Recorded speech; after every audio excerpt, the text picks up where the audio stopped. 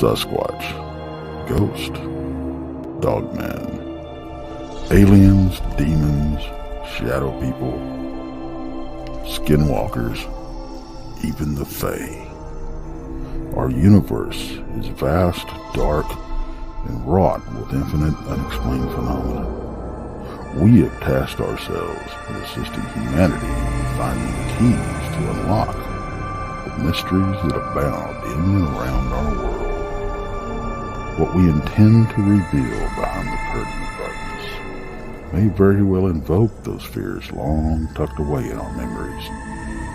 We will meet that fear head on as we strive to shine the light of understanding on these phenomena.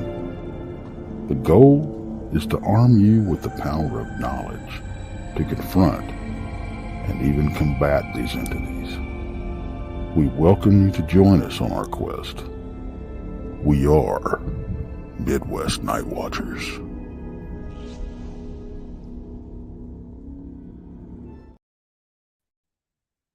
Good evening, everybody.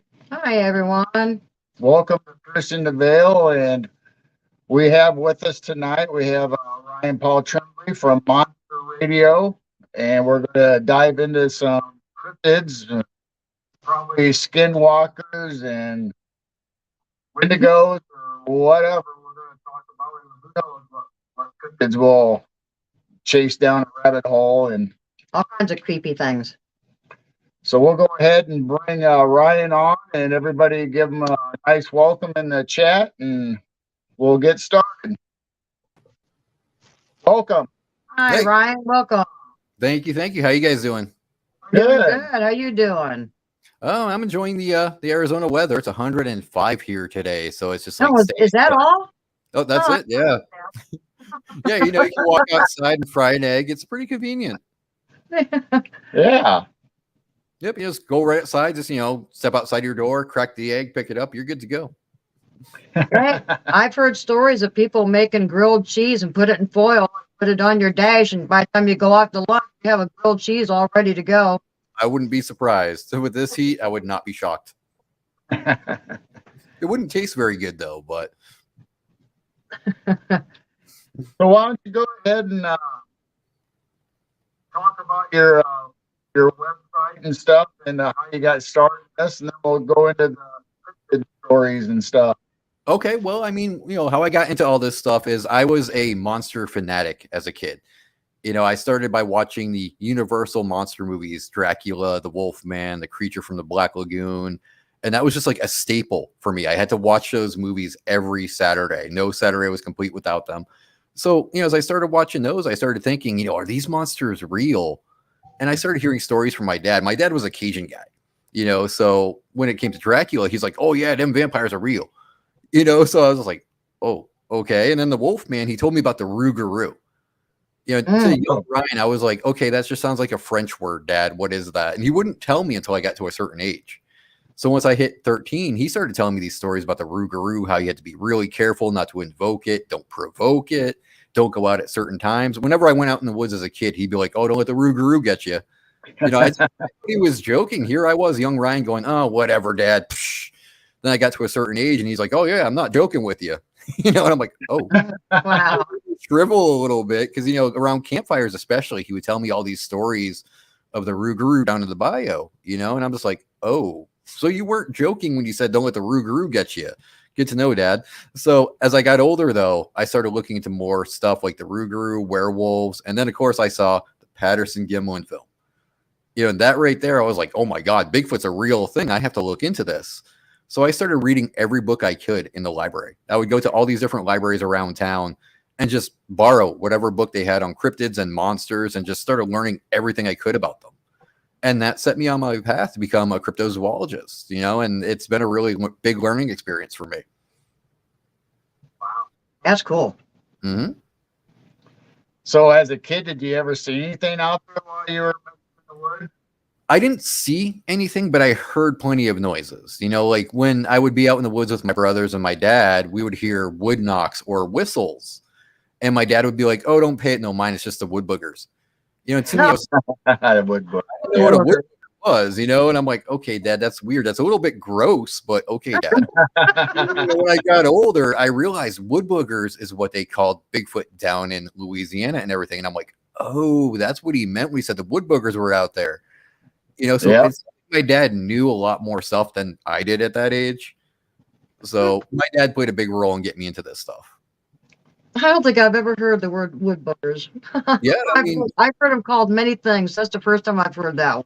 yeah, it's an interesting name. Like I always thought it was funny, but then I saw that a lot of people down south, they do call Bigfoot woodbuggers. And I'm like, oh, okay, word. All right, makes sense now.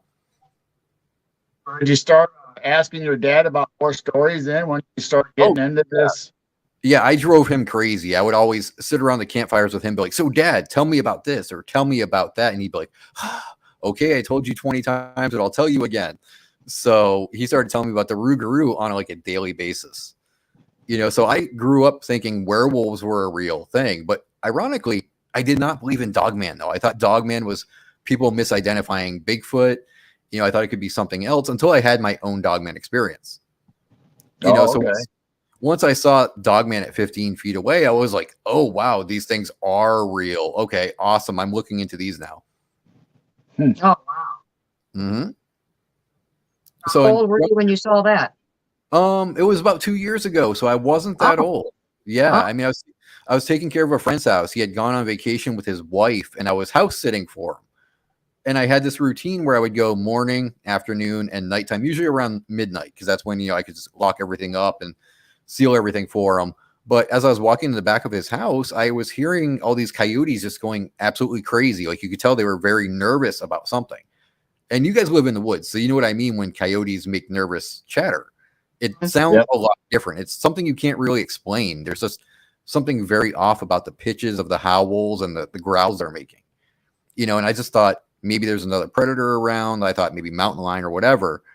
But when I went near the back, I caught whiff of what smelled like rotting meat, feces, and urine all at the same time. And I'm like, wow, what is that smell? And I started hearing a growl. Like I heard this really deep chest resonating growl. I could feel the growl in my chest. And I thought maybe someone was playing a prank on me because, in small towns, people like to mess with you sometimes. So I'm trying to be this tough guy because I'm only 5'11", okay? So when you hear a noise at night, you puff up like that puffer fish and you're like, hey, you're trying to be Billy Badass. And at first, there was no response. So I'm walking a little bit further. Another growl comes out of the darkness. And I'm like, okay, time to really be beefing up here. Like, hey! And this time, it was followed by another deeper growl that was much closer. And so I rounded the corner, and in the back, he has security lights up on his house that are facing towards the property, towards the hills. And as I was walking out there, I could see something in shadow. And so I thought maybe a vagrant, a homeless person, whatever. But when I got back there, I could see the glowing of the eyes, the amber eyes, and the lights came on. And what was standing in the lights was what I can only describe as a bipedal hyena. The face looked just like a hyena, the fur with the spots and everything. And this thing was staring right at me. It's looking at me and I'm like, oh boy. So I froze. I didn't want to run because I, growing up in New England, I know you don't run from a predator. A predator will chase you if you run. So I froze in place and I'm looking at it. It's looking at me and it charges forward about 3 feet and it just suddenly stops on a dime. And I'm looking at it. It's staring at me still. I can see its ears going up and down. And its head's kind of tilting like it's curious as to why I didn't run away. And I don't know how many minutes passed, but eventually it started to back up. And it stood up and I could hear its hips pop. I heard this loud pop as it's standing up and it extended its arm and it's holding onto this tree branch. And it's just staring at me for a few more minutes and then just backs away slowly. And it goes back down into where the riverbed was. And the minute it was out of sight, man, I got rockets on my back. I'm just, boom. I ran right into my friend's house. I'm locking the doors. I'm closing his windows. I'm going through his drawers looking for knives and everything. And I call my buddy up on his phone. I'm like, hey, man, this is messed up. You got me watching your property and there's a big old hyena on your property. What gives? And my friend's like, Ryan, there's no hyenas in Arizona. You know this, man. And I'm like, well, there was something hyena-like on your property. So I knew Dogman was real. Wow. Yeah. Wow. How's that for the universe grabbing you by the collar of your shirt and going, "Wake up"? Now, So- listen, your friend ever see it? He didn't see it. He did hear it though. Mm, He was okay. out there one night smoking, and he actually heard hyena laughter. Oh, So yeah. Yep. So he called me up on the phone from after he heard that. And he's like, all right. He's like, I don't think you're crazy anymore. I heard a hyena out there, man. So you did see something there. I'm like, yeah, I did. I know I did. You don't have to confirm it, but thanks. Did it have red glowing eyes like everybody describes? Not red. It was more like I want to say a amberish yellow kind of color, more like a golden yellow. okay. Yeah. And they were really bright. Once the light hit it, the eyes were just like boom. Oh, wow. It was intense. Yeah, it was eye shine. It was definitely eye shine that was reflecting back. Now, what color? Well, the eyes were yellow, and the fur was like the best way I can describe the fur is like yeah, this is gonna sound weird, like a peanut butter color. Okay. Okay, yeah. That deep tan, but like I could see little flecks of maybe like blacks and grays where the spots of rosettes would be. But the shoulders were like, the shoulders were arched. So like the head would be here and the shoulders would go back like that. So it had that hyena neck. Wow. Yeah, because I've heard gray, I've heard black, so. Mm-hmm. Different colors also. Well, I mean, I've even heard of white. There's been like albinos seen, so. Wow. Mm-hmm. So what other cryptids are there in Arizona in your investigation fields? There's devil monkeys, and then we have the Mogollon monster, Arizona's Bigfoot. Oh, Mogollon. Mogollon. Yeah, Is Mogollon a name or a town? Or? It's actually a name of a patch of land. We have the Mogollon Rim, and that's where like it's a state forest kind of where it's got mountains, it's got streams, it's got rivers. It's a very, very lush and beautiful place. A lot of people think Arizona's straight desert like in the cartoons. It's really not. We do have like Mount Lemmon and Rincon where when you go up to these mountains, it's got the pine trees, it's got the waterfalls, it's got, all kinds of game life. It's got quail, deer, anything you can think of. But there's a Bigfoot that was seen there by Boy Scouts a long, long time ago. And more people are seeing this Bigfoot nowadays. Wow. Mm-hmm. Is it like everybody else's Bigfoot, like 9 to 12 feet tall? And it varies. It varies. Some people will say it's 7 feet tall. Some people will say it's 10 feet tall. But of course, that's because people don't really know how to judge height when they're seeing something in the wild. But it tends to be a bit more aggressive than most Bigfoot. Oh. Yeah, like it'll chase you out of the woods if it catches sight of you. So that's a very interesting behavior pattern. Yeah, because usually, like, the southern Bigfoot or our area Bigfoot, they kind of try to avoid you. It's not until you get up into Canada, up in the north, that they start getting angry and wanting to rip you from the limb. I think that's because they've been around hunters so much. Some of them kind of go, oh, humans have guns, we have to avoid them. Whereas you get the courageous ones that are like, oh, the human has a gun. Well, I got my arms. So let's see what works better. I mean, I wouldn't be afraid of a human. If I were a Bigfoot, I'd be like, what are you going to do? Yeah. Exactly. Yeah, humans get scared of just throwing rocks at them. They leave, so. Right. So, I mean, if I were a Bigfoot, I'm going to stand in front of a hunter and be like, quit playing. Leave now. That's what I would do. So what kind of supernatural or is there any kind of dimensional attributes to Bigfoot or any of the other dogman that's in your area? Because everybody talks about that in their stories, about how they're not there, and they. Right. And I think what's going on with that, I have a theory, is that what people are seeing when they disappear or whatever may not be the actual cryptid itself. I think there might be something like a tulpa-like effect here. I'm not sure if you guys know what a tulpa is. Well, we heard that they do like a spirit image or a ghost image. Right. I mean, it could be like a tulpa-like effect, though, where people are, the thought energy of Bigfoot and Dogman are all manifesting in something that resembles Bigfoot or Dogman, and that's why they either disappear or even hear stories of how when people shoot them, the bullet goes right through them. Okay. So I got to wonder, is that the actual flesh and blood cryptid that so many people have seen before, or is this something new that's manifesting from the thought energy of all these people? Because let's look at cryptozoology. Bigfoot and Dogman and Skinwalkers and all those, they're at the height of their popularity. Like everybody knows about them. Even little kids know about this stuff nowadays. So people are constantly thinking about these things, and that would be enough energy for a topo-like being to be brought into our world. Yeah, because they say that's how like Thin Man and Hat Man came into existence. That that entity at all until people started actually Manifesting it. And now we're actually have that. Where you have all these reports and stories of those. Maybe it is the same way. Mm-hmm. I think what's more important, though, is like the amount of fear that people have for these things, because fear is an extremely strong energy source. Okay. And like Slender Man, like you mentioned, people were so afraid of that they started seeing it. And at one point, they believed in it so much that those little girls tried to sacrifice their friend to this entity. Yeah. I remember that story. Mm-hmm. So who's to say that that doesn't have some kind of effect with interdimensional beings where they get so much of our energy that they come into our world? Well, you saw that thing a couple years ago. If you had more fear, you probably would have had a possible different encounter. It kind of got shocked because, like, hey, why isn't he scared of me? Yeah, I think when I didn't run, it was like, wait a minute, you're not running? Should I be offended or what? What's wrong with this human? Yeah, 'cause I didn't run, man. Running was the last thing on my mind. When I saw that, I was as stiff as a board. I was like, oh.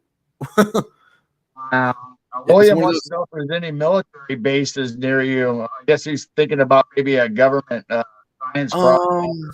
The closest military base that I got, Brother William, is Davis Mountain, and that's about 60 miles away. So it's nearby, but not really close nearby. Yeah, it makes you wonder, though, how many of these cryptids have been experimented on. I mean, there might have been an original flesh and blood cryptid, that then all of a sudden, with scientific and DNA and all that stuff, maybe they're trying to make a super soldier out of these. Maybe that's why some of them are so aggressive. It could be. I mean, with the way the world's going right now, I wouldn't say no to anything, really. I don't remember who has mentioned it. Someone is wondering if, the 5G is kicking on a little bit more and more.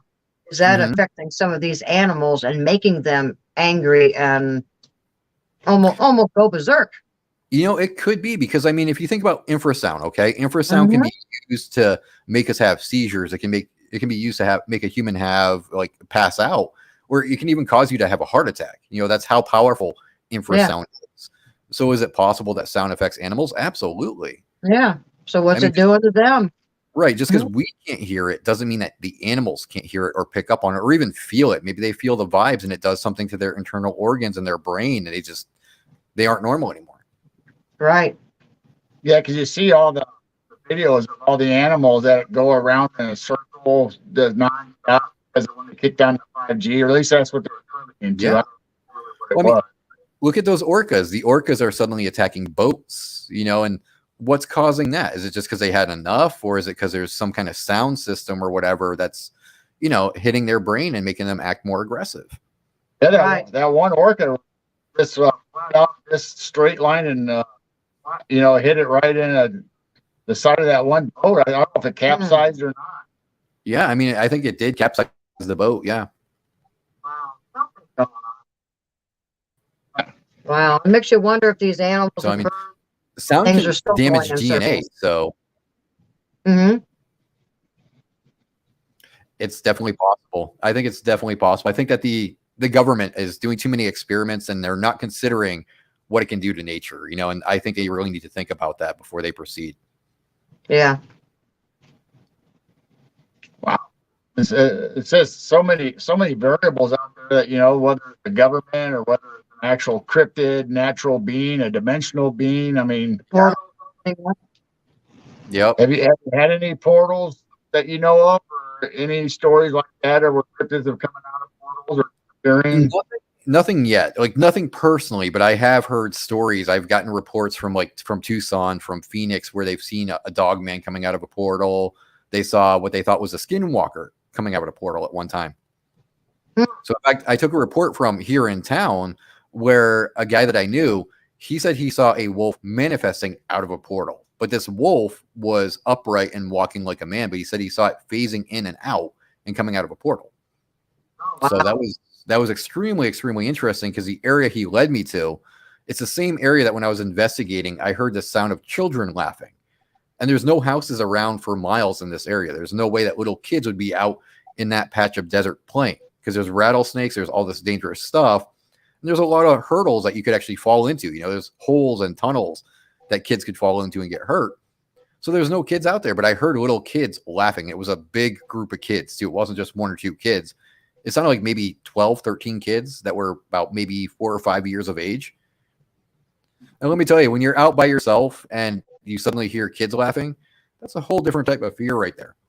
That's creepy. You know, even when you watch shows, you know, or like monster movies or and they have the kids laughing in the background, giggling like that. That is creepy. Yeah, so when you're standing there with a flashlight and it's getting dark and you hear kids laughing, you're spinning around in every direction, going, "Where is this coming from? Why is this here?" You know, and there was no kids there. Wow. And it happened more than once. I mean, I think I've heard the kids laughing about 3 times myself.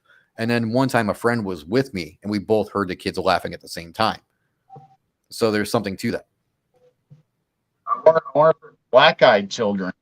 Oh, God. I hope not. Oh, please don't curse me with that. I don't ever want to run into those. I don't know. See, I'd rather tackle a dogman or even a Wendigo before black-eyed kids. Those things just creep me out so much. I don't know what it is about them, though. They're just kids, and it's like, man, you're creepy, man. Wow. Black-eyed children story. That is creepy. They creep me out every time I listen to those stories. I haven't heard any new ones here lately. Have you? No, not really. It seems like the black-eyed kids were really popular for a length of time, but then they just dropped off for some reason. Now we got more dogman. Yeah. It's funny because like dogman sightings are on the rise, but what I see is also on the rise too is skinwalkers or alleged skinwalker sightings. So you mentioned skinwalkers in your area or stories of them. Obviously we've all heard of Skinwalker Ranch, but what's the area that you're talking about? Is it the same forest that you're talking about, or a different area?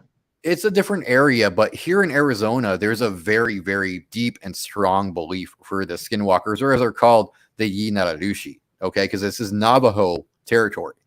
And the skinwalker is, basically a Navajo belief. And it's funny because a lot of people in Arizona will be like, oh, it's just myth. You talk to the Navajo, it's anything but myth, okay? They have such strong belief in it that they don't even like to talk to you about it.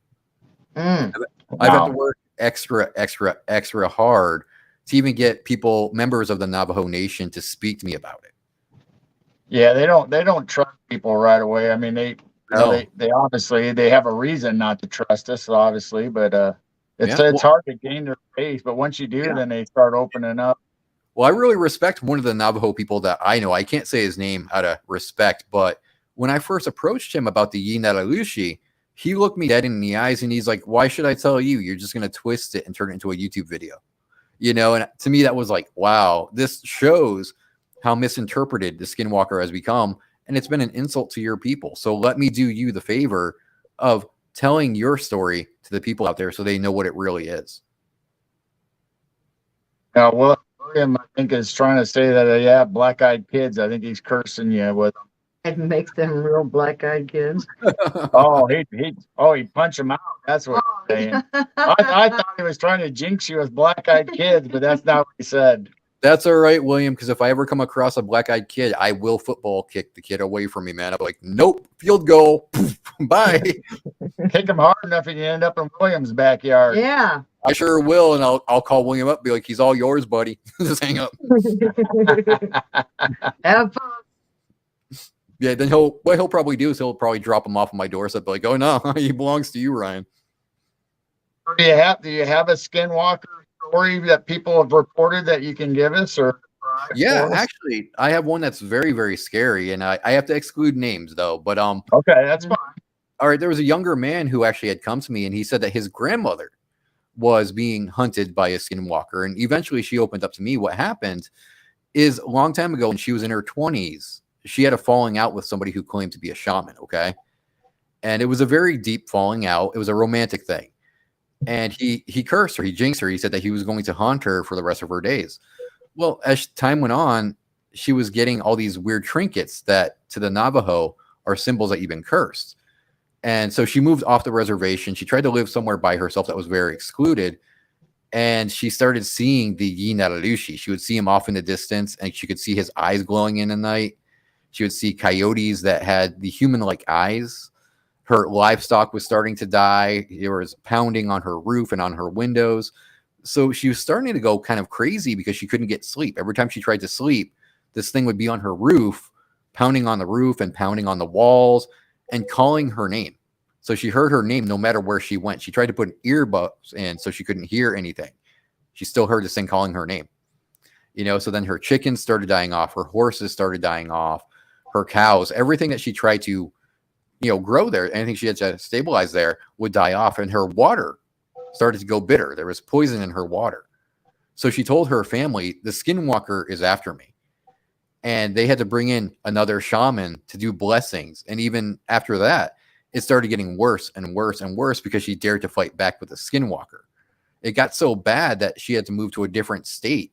And even when she moved to a different state, she kept telling her grandson, the skinwalker is going to find me. Wow. And I don't know if she ever resolved it or what, but she did. She moved from Arizona all the way to Canada. So this is how scared she was of this. And when they're that afraid, there's something to be said about that. When somebody's that scared and that convinced, there's something to it. They're not lunatics. They're not crazy. They're not paranoid. There's something to take into that and look into that. And I do believe that, yeah, there was a skinwalker after her. I really do. Now, hopefully they're not like the Borg on Star Trek that they communicate with each other. Then a skinwalker in her area starts showing up from that country. I've never really heard of them doing something like that, but I think that they do have ways of sending the message. Like, hey, this one got away from me. Be on the lookout for this person. The cryptid most wanted list.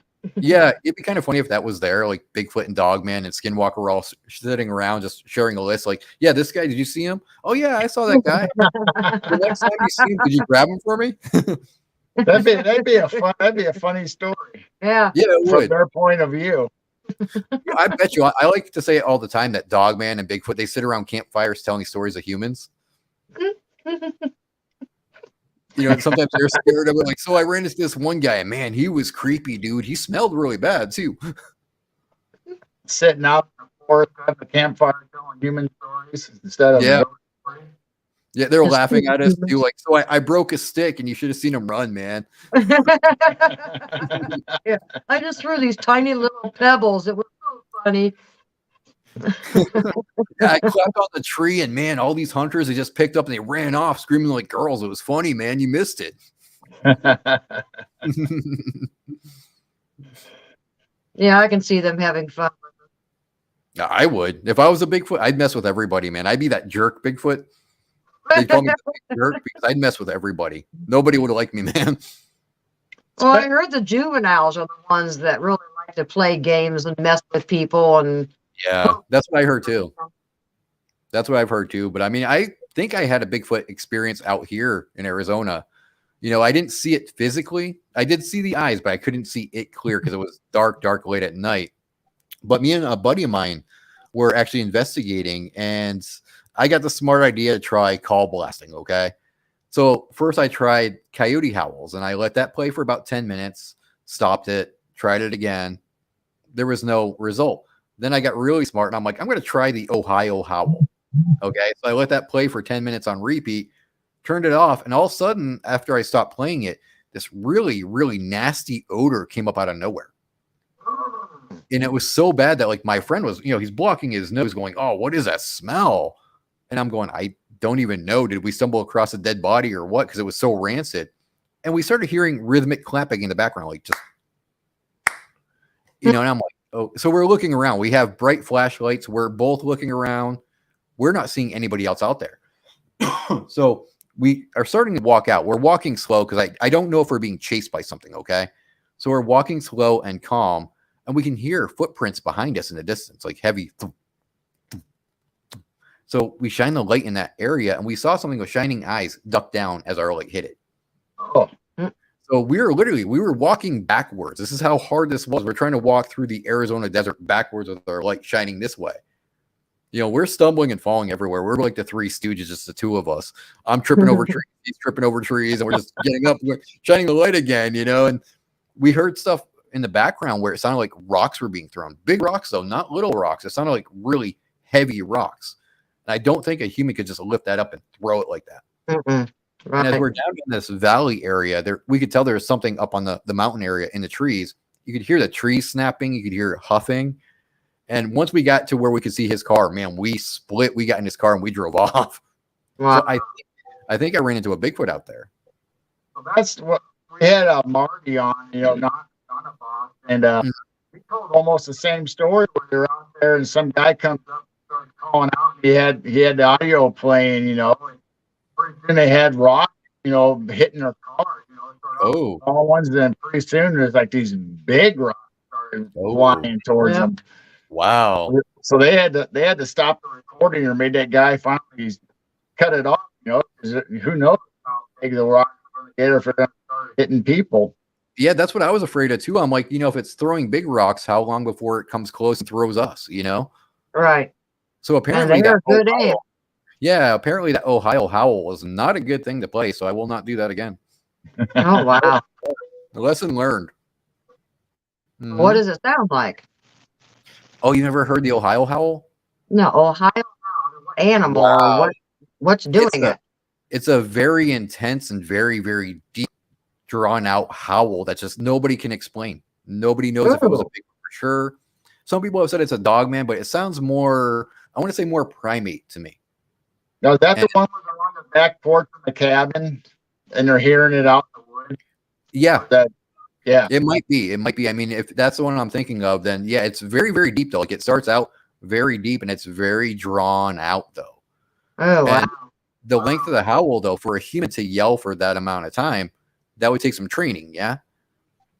But this howl goes, yeah. Another video I watched, I don't think it's the same one, but the very last howl was almost had a human aspect to it. Yeah. It started off like a Bigfoot, the whoop and stuff, but then all of a sudden the end is like, man, it's almost like it's imitating the human voice now. Yeah, it almost had like a moan to it, like a moan like sound, a human moan. So, I mean, if somebody in the chat can grab it for you, listen to that. It's bone chilling. Just don't listen to it at night. Yeah. All right. Yeah, we have quite a few coyote packs, and you can tell what they sound like, for yipping and screaming, but then there's a few times, we're at the very edge of town. There's a few times that it don't quite sound like coyote. No. See, that's what I was saying on Facebook the other day. How like people have to learn the animal sounds because animal sounds are very, very distinct.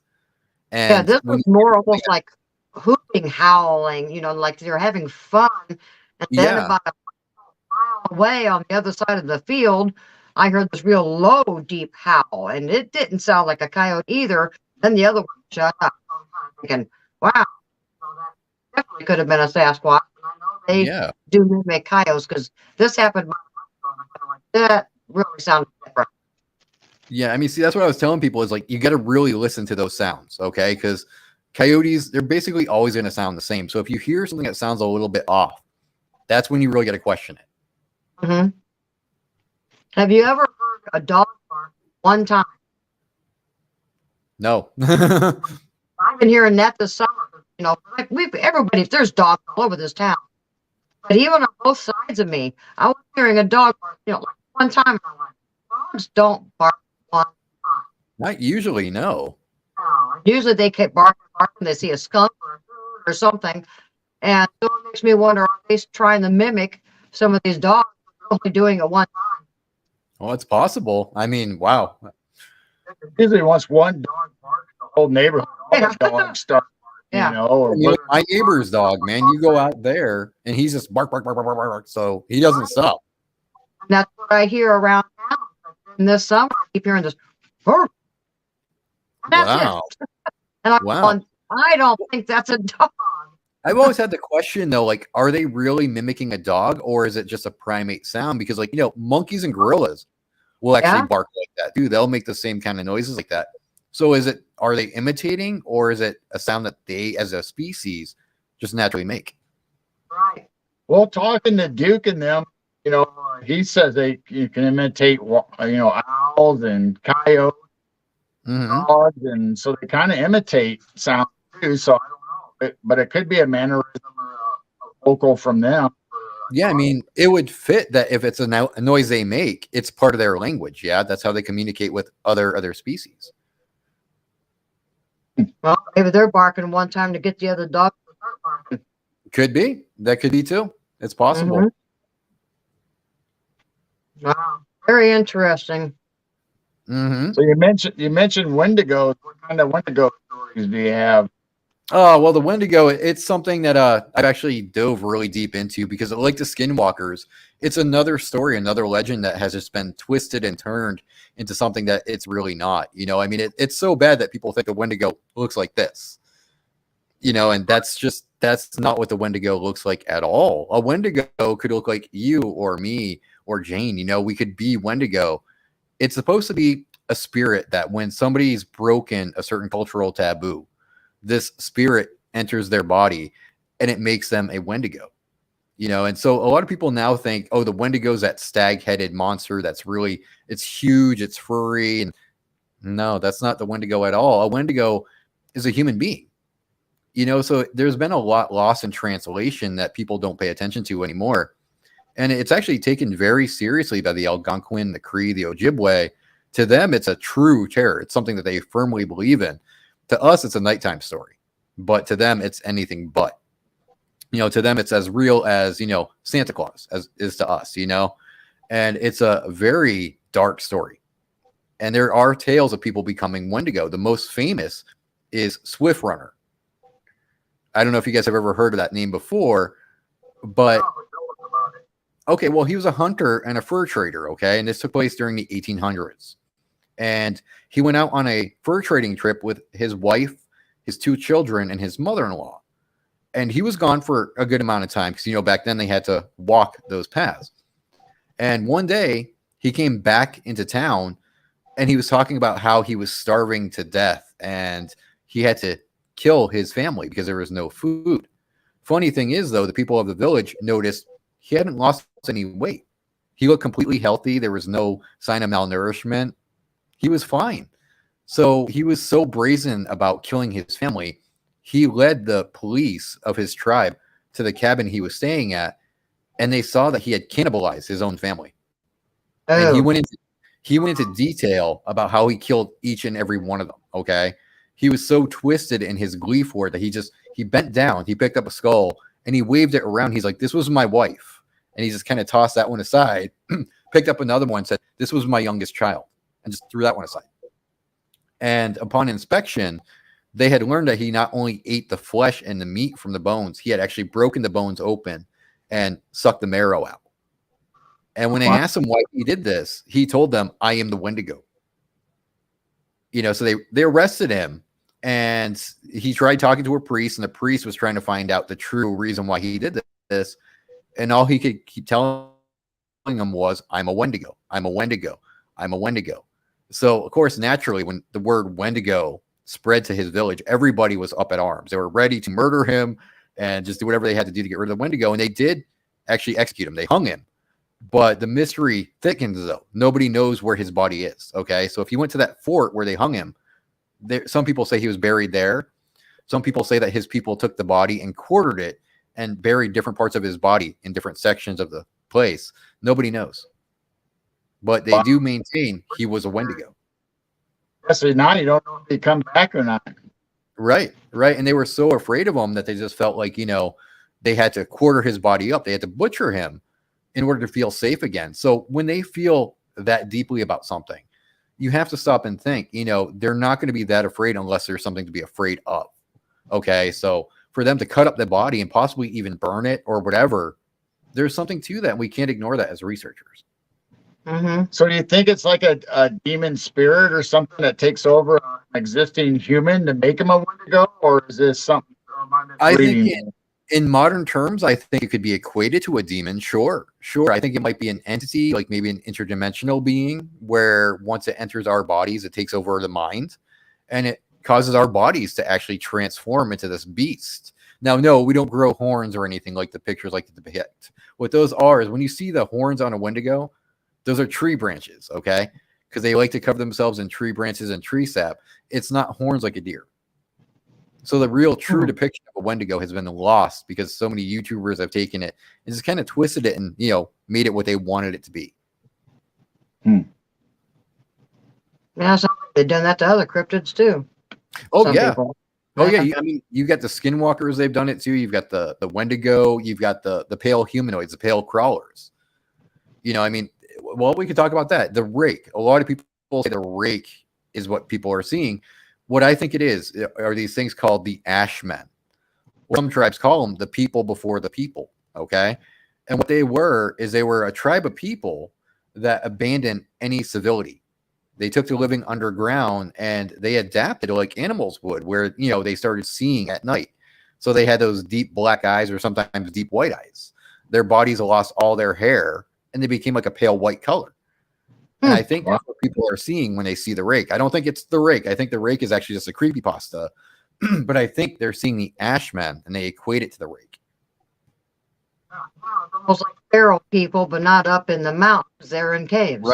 Right. Underground. And, yeah, I've had reports of those from here too. In fact, really? Feral people too? Yeah, I mean, one guy, he was very detailed in his depiction. If I could find a drawing, it's somewhere. He actually drew a picture. Could it be like an albino feral? It could be, or they could have just lost their skin pigmentation from living in the dark. Yeah, they don't come out during the day. They only come out at night. Right, because if you think about it, not seeing the sun, there's going to be that vitamin D lack in their body. And if you don't have that vitamin D, your skin's going to start turning really, really white. In the report I have, this guy was walking down one of the tunnels up this way, and I've been through the tunnel in the riverbed. It's very, very broad at first, but as you get down further, it's narrow, and there's very big hills on both sides that have caves in them. And I guess he came upon this thing. He was behind a bush, and he saw this thing that was leaning on its legs, on its knees, and it had its arms out in front of it, and it was kind of like bobbing up and down like it was nervous, and it was making this really weird trilling sound. Have you ever heard the Predator, that sound that the Predator makes? Right. It was like that, but it was higher pitched. And he said it started sniffing the air like that thing knew he was nearby. And it just ran right past him. It took to all fours and just ran right past him into a cave. Wow. Yeah. And I've gotten maybe like 5 or 6 different reports of those things alone. In fact, I get more reports of those than I do of Dogman or Bigfoot in this area. Now, Mars wants to know if you think the Ashman could be related to reptilians or some kind of hybrid. I mean, it's possible, but I like to think that they are a people that just kind of said, to hell with humans. They don't want to be around us anymore. And they took to living in caves. I mean, there are records of tribes just separating from their original tribe and going off somewhere else. And I think that's what the Ashmen did. Yeah, Native American Indians, there's legends of them did the same thing. They went down in the ground living in deep tunnels. Yeah, and I think that's what these Ashmen did. They took to the caves and the tunnel systems, and they just became really ferocious and vicious as time went on. Yeah, it makes sense. Ann says he has friends in the feds, and he says something about they've been hunting them. Wow. I wouldn't be I haven't surprised. heard that.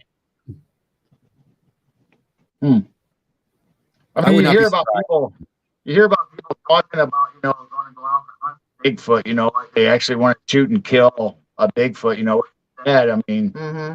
Yeah, I'm so against that. I don't think anybody should ever kill one. Right. And I'm kind of a split mind, though, because I don't think science is going to believe until there's a body on a slab, okay? But same breath, I don't believe anybody should just go out and purposely kill one. I think what we need to do is just wait until we find a dead one, Don't go out and kill a Bigfoot just for the sake of it. Could be one of the last ones. Well, just like the giants, they'll take the skeletons and whatever they find and hide them away where you'll never see the data, they'll the light of day again. So they probably do the same thing with Sasquatch or Dogman. You could have proof right there, and they'd make it disappear, and then it's call you crazy. They're not going to reveal that they got a body. Honestly, though, I think that the government's reaching the point with Bigfoot that they're aware that we all believe in it now. And I think if we ever had a dead body, they'd be like, you know what? Just show it to them, man. They believe in it anyway. They're going to know we're lying. Just let them know what's out there. Just don't let them know what else is out there, though. Right. I think they're afraid that more people would go out there and hunt if they came out and revealed them. Yeah. Interesting. Well, if anyone in chat has questions, keep asking questions, and we will pull them up and we will ask Ryan. So, what's your most crazy world scared that you've ever been? Was it the dog man a couple years ago, or was it something else that just literally scared you the worst? You know, that's a good question. I don't know if it was a Dogman experience or when I heard the little kids laughing. You know, because it was late at night when the first time I heard those little kids laughing. And, you know, when you're all by yourself and all you have is a flashlight and you start hearing these little kids laughing around you, you're like, did I just walk into Children of the Corn or what? You know, I don't know, man. That was such an experience that I was like, okay, I don't ever want that to happen again. It did happen again immediately after, but I was like, no more. I don't know. The Bigfoot experience, though, it's pretty scary too. So it's a toss up. I think you could toss a coin and decide for me. I think that's up, our human mind. As soon as we hear a familiar sound from a horror movie, or that just flashes in our head, like you just said, the Children of the Corn. I mean, yeah, I think we do manifest a lot of that ourselves. Well, I'll tell you what made it so scary. Like, before I heard the laughter, I didn't hear any twigs breaking. I didn't hear any rocks being kicked around. So, like, at least if you hear that, if you hear twigs breaking or whatever in a distance, you can kind of go in your mind, okay, I'm not alone out here. But to just suddenly hear these kids laughing without any twigs breaking or anything like that, you go, whoa, what are kids doing out here in such large number? So yeah, it seems like a horror movie to me.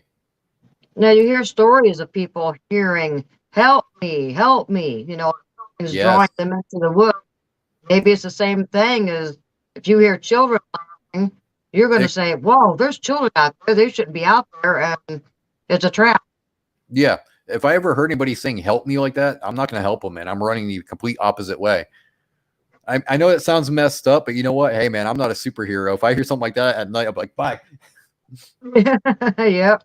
Ooh, the little people and Dogman. I don't think there's any real relationship. No, I don't see why the little people, I'm assuming Puckwudgies or Duende, but I don't think they would really be related to Dogman, no. And then Ann's talking about, what about anything about Fae folk? Oh, yeah. I guess that could be little people too, but I mean, when you get into elementals, it's a little different, I think. Mm-hmm.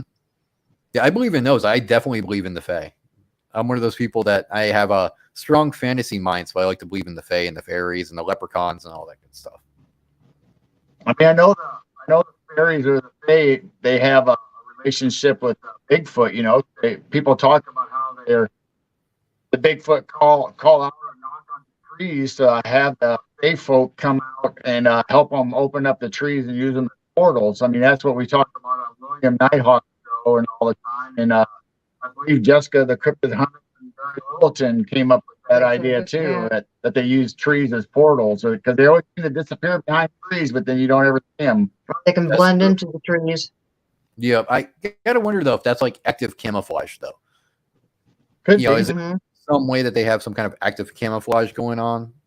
I don't know. I mean, I don't think we'll ever really know. I say that I think scientists need to really step forward, but I don't think we're ever going to get all the answers. I really don't. No, when you get an answer, you get 10 more questions. Right. And let's be honest, though. I mean, do we really want all the mystery of the cryptids solved? Because, I mean, if the mystery is gone, the allure is going to be. Yeah. That's what we love about it is the mystery, right? Right. So if that mystery is gone, are we going to be so interested in researching it, or are we going to kind of go, oh, well, that got kind of boring,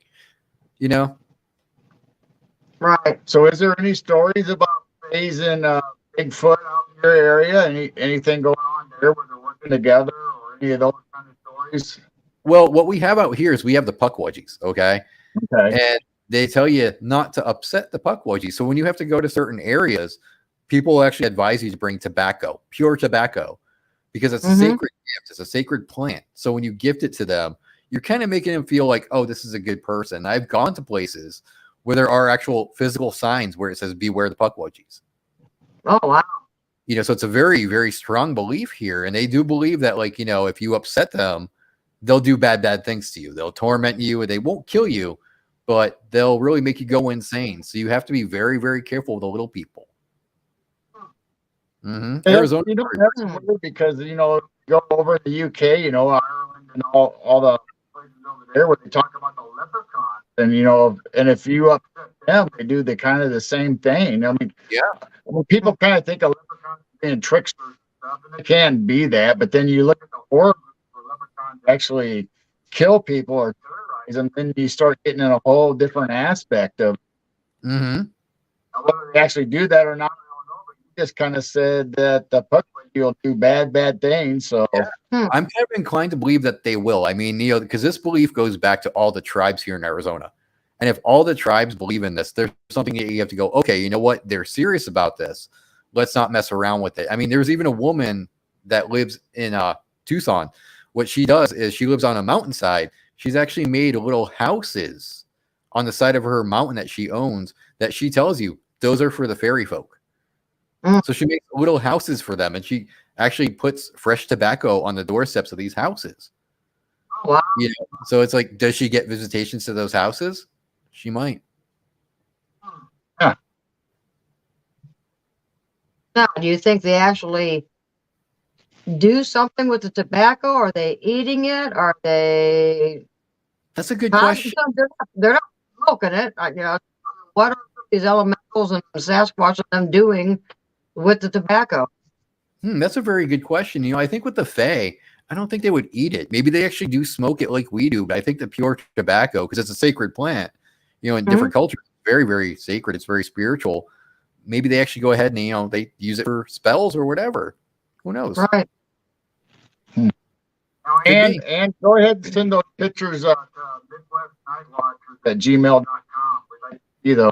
I don't know, Brian, I can forward them to Ryan, or you can send them if you want to give out your email for people. Yeah, I'd love to see it. Yeah. I would love to see that. But I'm hoping that before I have to move, though, I can go out for like at least a night or two on another Bigfoot investigation and maybe get another response that's not so scary. So I can, you know, get a footprint or something and say, oh, wow, I really did see a Bigfoot. Yes. Yeah. That would be cool. That'd be awesome. Yeah, That'd be cool. Yes. If I had one of the footprints on my wall that I found, I'd be like, oh, yeah. Mm-hmm.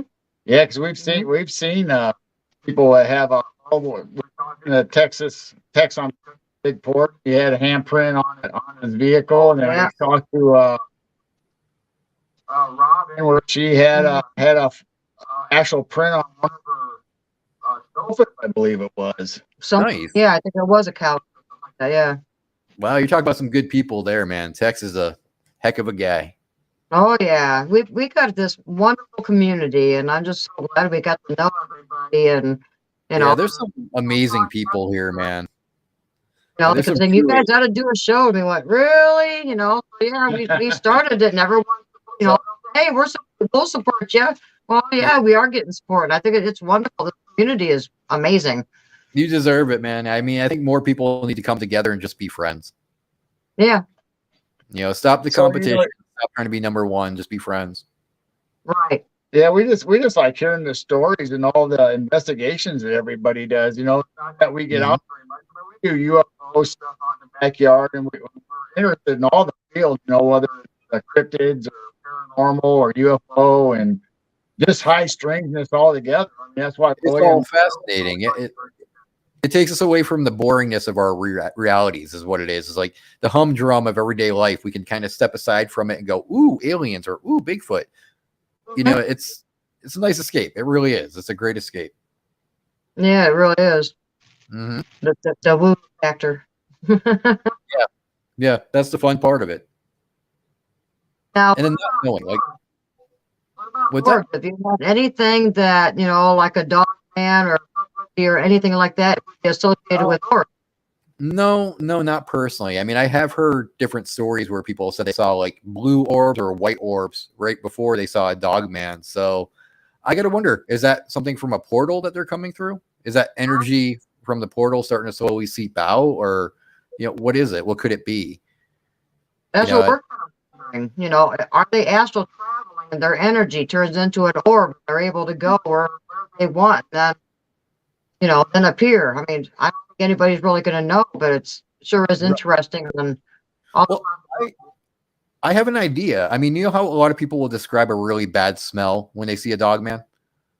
Okay, well, if they're interdimensional, maybe that smell that we're catching whiff of is energy burn off. If you've ever been near an electrical fire, it smells terrible. Yeah. Okay. And energy is electricity, yes? So maybe it's the portal opening or closing that we're smelling. It's not the animal itself, it's the portal that we're smelling.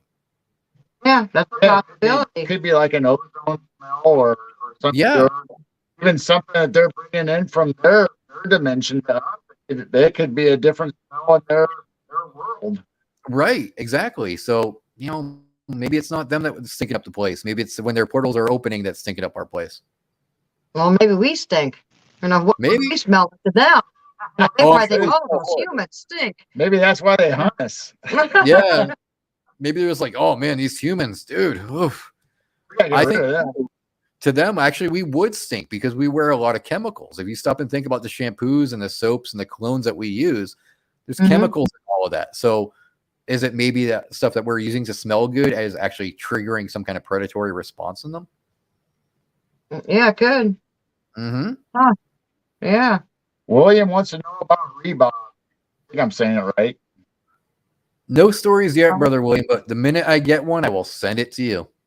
All right. What's the Reebok?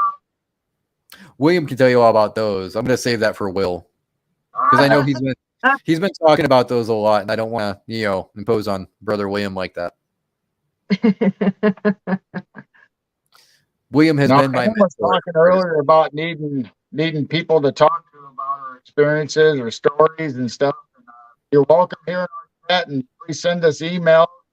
MidwestNightWatchers@gmail.com, and any of our shows, whether it's William's show, Becoming Monsters, or Into the Red Rabbit Hole, or Saturday morning, Morning Brew. You're welcome to come in the chat and tell us all your stories during there, because we talk about all this stuff on all of our shows. Yep. Sounds like Anne has quite the story to tell. Yeah, she does. It looks like. Mm-hmm. Get a hold of us. We might have to have you on. Yeah. So where do you want to go from here, Ryan? We've covered quite a few cryptids. You got any other? It's up to you. You're the show host. We're just here to listen to your stories and let you get your information out there. So if you want to describe some of them or tell us some more stories, or well, I can tell you what I'll be working on once I get settled. I actually am going to be working on a book to detail the skinwalkers and the Wendigo. And they're going to be two separate books. There'll be two separate books, but I'd like to do is really go very much in depth with the native lore. I want to have more testimonies from people from the tribes. I don't want to have a lot of, my people, but, all different tribes. And I want them to say in their own words what these things really are. I want to present it as a matter of fact kind of thing, so that everybody in the cryptozoology field can get the true stories of the nature of these beasts and finally accept them that, these aren't things to mess with. Right. So you've started on the book already, or you're just planning to? I've started on the Wendigo one. But I got to start the Skinwalker one. But hopefully once I get settled down more, I can start finishing those up and get those out to everybody. And someday I'd like to do a documentary, do a really serious documentary where it's not about scaring everybody. It's about bringing the facts to them and educating them. Right. Yeah. Mm-hmm. That'd be great. Yeah. Yeah. Awesome. So are you going to do volumes, obviously, like the Wendigo and the Bigfoot? Yeah. You're just going to have volumes of all of them, be separate books? No, I'm going to do different interpretations. I'll do my Dogman book Wendigo, Skinwalker. It'll be little volumes that you can all just read them all, and they'll all tie together so you can see how all the legends kind of come together at a certain point. Wow, that was interesting. Yeah, I can't wait for that. It'll take some time, but be on the lookout for that. All right. Well, Mhm. you let us know, and we'll have you back on the show when you've got the book ready to release. Definitely. And I've actually been working on artwork too. You can see it behind me right there. Oh, cool. Those are glow-in-the-dark paintings. They're actually done with clear acrylic paints where you turn off the lights and it glows in the dark. So, Oh, that's neat. Oh, wow. Yeah, I like that. Yeah, you going to be selling those on the website, or are you just doing those yourself?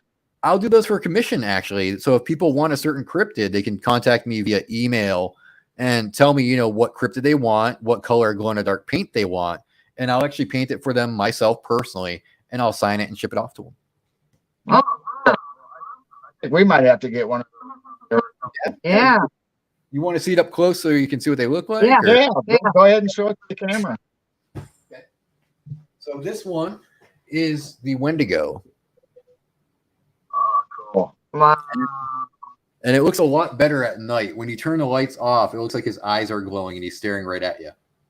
Oh, wow. Mm-hmm. So that's a sample right there. But yeah, if you guys want one, just let me know what kind of cryptid you want. I can do any kind of cryptid you want, and I'll do it for you. All right. And you have those on the website, or just message you through Facebook, or how do people contact you with that? Just message me through Facebook. Just hit me up and say, "Hey Ryan, I want one of those," and let me know what you want and give me your address. I'll paint one up, and boom. All right, cool. Yeah.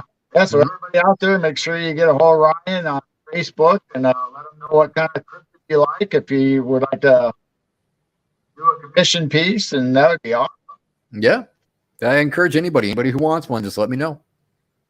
How long have you been doing the art? Oh God, I've been an artist since I was a little kid. Okay. I think I started drawing when I was about 5 years old. Oh, wow. Okay. Well over almost 40 years now. Almost 40 years. So were you drawing even back then, or were you doing other Oh stuff? yeah. I've been drawing monsters my whole life. I mean, the minute I started drawing, I'm drawing Bigfoot, I'm drawing Godzilla, I'm drawing Kong. So monster, like I said, monsters have been a lifelong love for myself. So I was just going to ask you that if you were a little child, if you really got into the crazy Chinese Godzilla movies. oh And, yeah. Oh yes. Godzilla is like my hero, man. I adore Godzilla.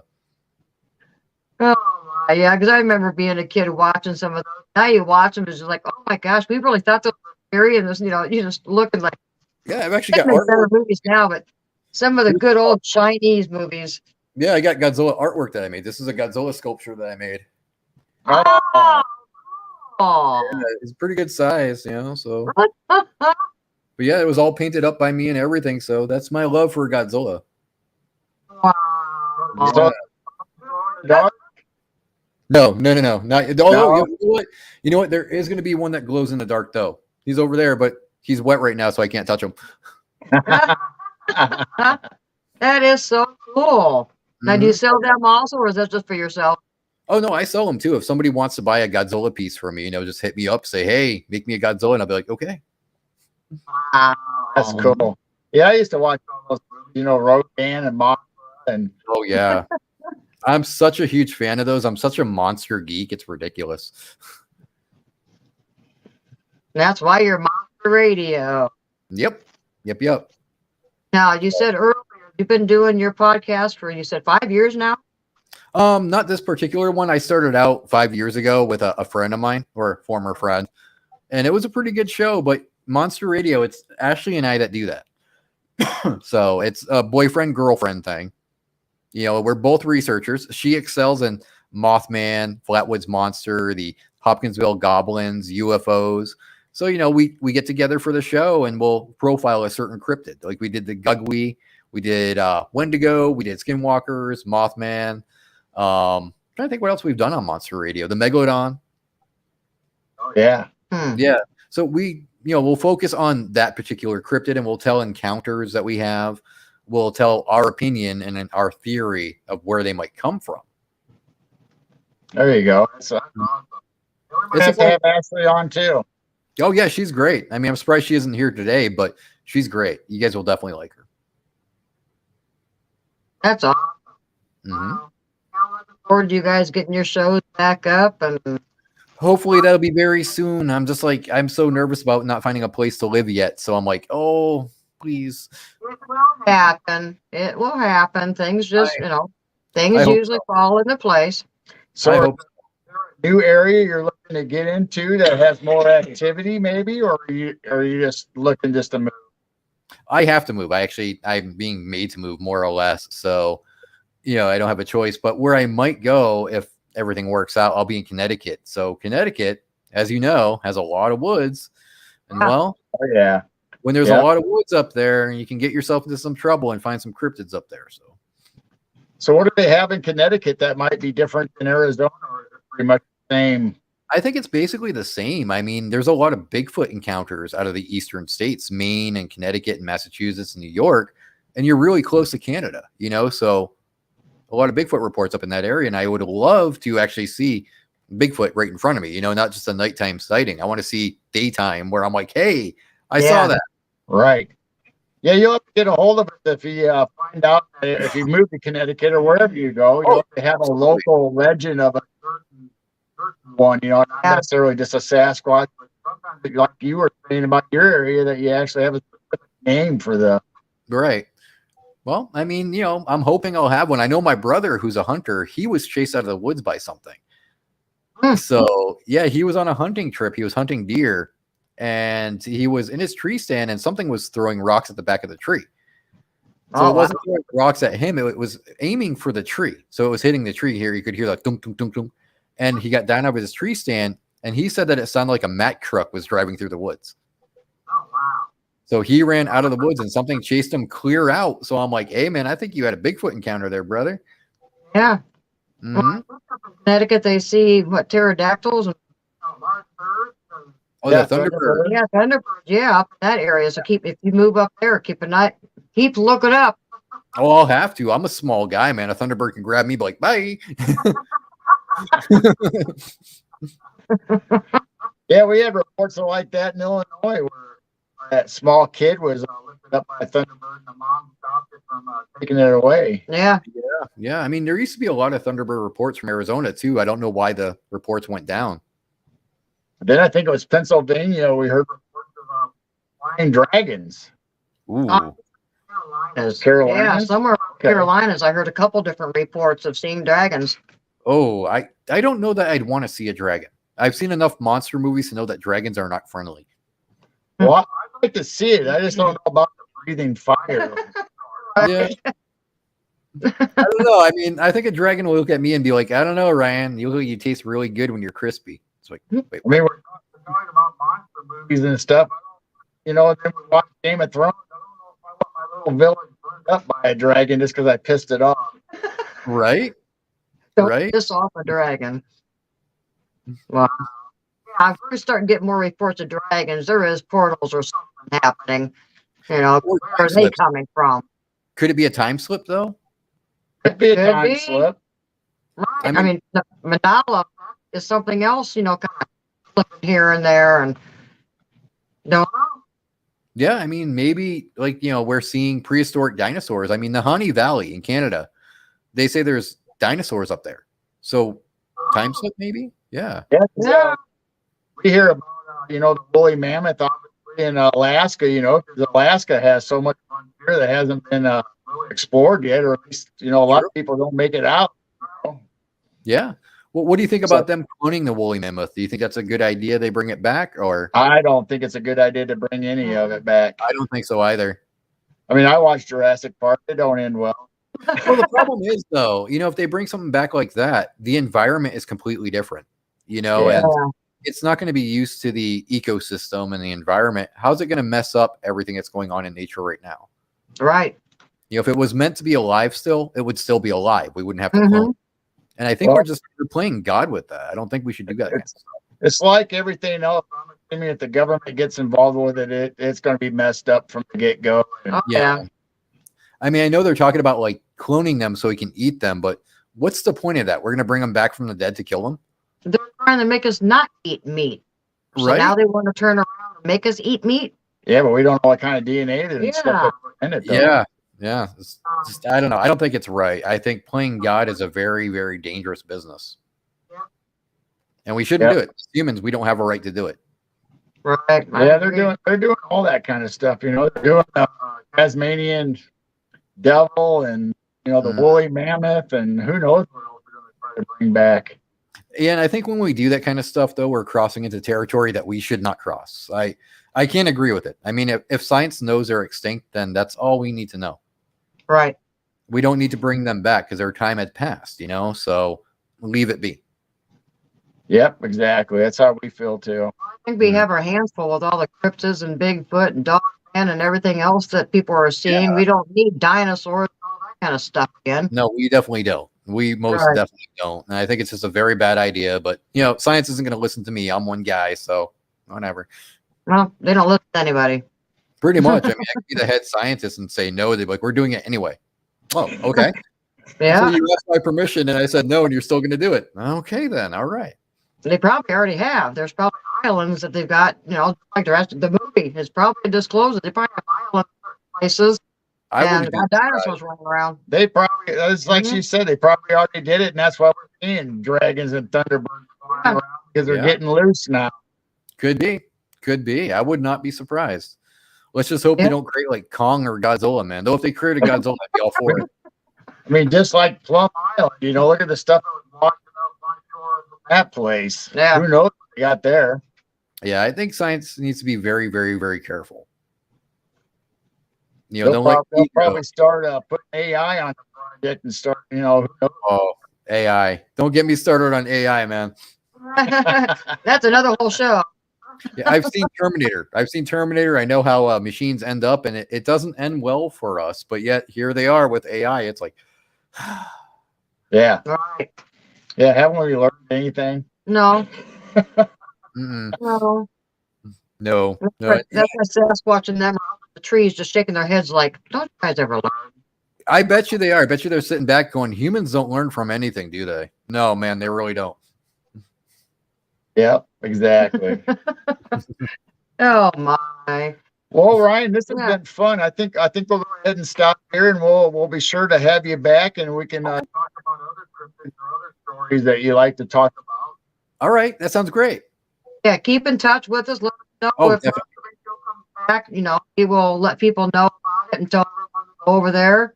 Okay. And especially your book. Yeah, let us know about your book. We will definitely get you on the show and promote your book. Awesome. I look forward to that. Okay. All right. Well, everybody have a great and safe week. I hope you guys really behave. Don't cause any trouble. We'll try. All right. I can't say anything about the people in the chat, though. All right. Good night. See you later. Everybody behave. And if you get in trouble, don't contact me. Night. Bye. That was awesome. My goodness. He was such a good guest. So everybody make sure you go over to Monster Radio, find them on YouTube and Facebook, and all the social media that they're on, and like, share, and hit that notification bell. So when him and Ashley bring out them stories again on all the cryptids, you'll be right up there and be notified. And please do the same for our show. And be sure to give us likes and share us out. And make sure you subscribe to our YouTube channel at Midwest Night Watchers. And we have Chiro. Yeah, and don't forget William Nighthawk.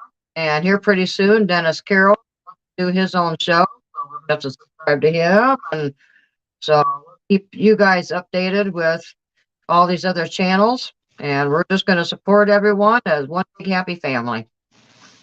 And we see you guys as family too. And we love each and every one of you. And I appreciate so much support and you guys showing up and just hanging out with us. So saying that, we love all you guys, and we're gonna play our video again, and we're just gonna fade out, and we'll see you next time. Bye. Love you.